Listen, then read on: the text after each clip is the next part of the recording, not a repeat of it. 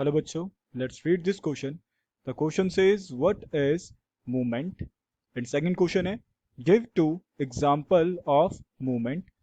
And third question है what was the aim of popular Nepal movement of April 2006 under what circumstances was the movement launch. देखो question पूछा है, पहला question पूछा हुआ है कि हमसे कि मूवमेंट क्या है, मतलब व्हाट इज मूवमेंट, और सेकंड क्वेश्चन पूछा है कि हमें मूवमेंट के दो एग्जांपल देने, और थर्ड क्वेश्चन में हमसे पूछा हुआ है कि जो नेपाल मूवमेंट था जो कि कब हुआ आपका 2006 के अंदर, उसका मेन एम क्या था और किस सर्कमस्टेंसेस के अंदर ये मूवमेंट लॉन्च किया गया था। देखो इस क्वेश्चन को जानने से पहले हम हमेशा बात करते हैं की कंसेप्ट की। देखो की कंसेप्ट में आज हम क्या पढ़ने वाले हैं, प्रेशर ग्रुप के बारे में। देखो प्रेशर ग्रुप क्या होता है, pressure group is such a group of a people having common interest which exert pressure on government for fulfillment of interest। देखो प्रेशर ग्रुप क्या है, प्रेशर ग्रुप को हिंदी में कहा जाता है दबाव समूह। देखो प्रेशर ग्रुप क्या होता है, एक ऐसा ग्रुप होता है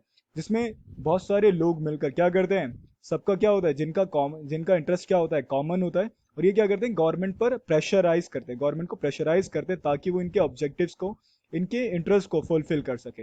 अब हमसे क्वेश्चन में पहला क्वेश्चन क्या पूछा था, व्हाट इज मूवमेंट। देखो मूवमेंट क्या होता है, struggles launch for the resolution of social, economic or political problem with or without an organizational structure। देखो मूवमेंट क्या होता है, एक ऐसा स्ट्रगल जो कि किस लिए लॉन्च किया जाए, किसी रिजोल्यूशन को पाने के लिए। अब वो रिजोल्यूशन कैसा हो सकता है आपका, सोशल भी हो सकता है ना, देखो लिखा है ना, सोशल भी हो सकता है, इकोनॉमिकल भी हो सकता है ना, और किसी भी तरह का कोई पॉलिटिकल प्रॉब्लम भी हो सकता है। अब वो चाहे तुम्हारा विद ऑर्गेनाइजेशनल स्ट्रक्चर हो या फिर विदाउट ऑर्गेनाइजेशनल स्ट्रक्चर हो।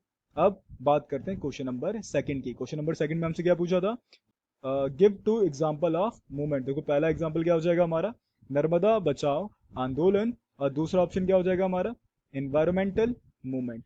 ठीक है, अब बात करते हैं थर्ड क्वेश्चन की। तो थर्ड क्वेश्चन में हमसे पूछा था कि नेपाल के अंदर जो पॉपुलर मूवमेंट हुआ था उसका मेन एम क्या था और किस सर्कमस्टेंसेस के अंदर इस मूवमेंट को लॉन्च किया गया था। देखो लिखा है ना, the aim of the popular movement was to restore democracy. देखो हमें सबसे पहले पता लगा कि नेपाल का जो मूवमेंट हुआ उसका मेन एम क्या था, डेमोक्रेसी को रिस्टोर करना, है ना, टू रेस्टोर डेमोक्रेसी। अब किस सर्कमस्टेंसेस में हुआ था, देखो लिखा है ना, इन फरवरी 2005 the king dismiss the prime minister and dissolve the popularly elected parliament. अब हुआ कब था, जब फरवरी 2005 के अंदर किंग ने क्या करा, प्राइम मिनिस्टर को डिसमिस किया, और वहां पर एक हाल ही में चुनी गई पॉपुलर पार्लियामेंट को क्या कर दिया, उन्होंने डिसॉल्व कर दिया।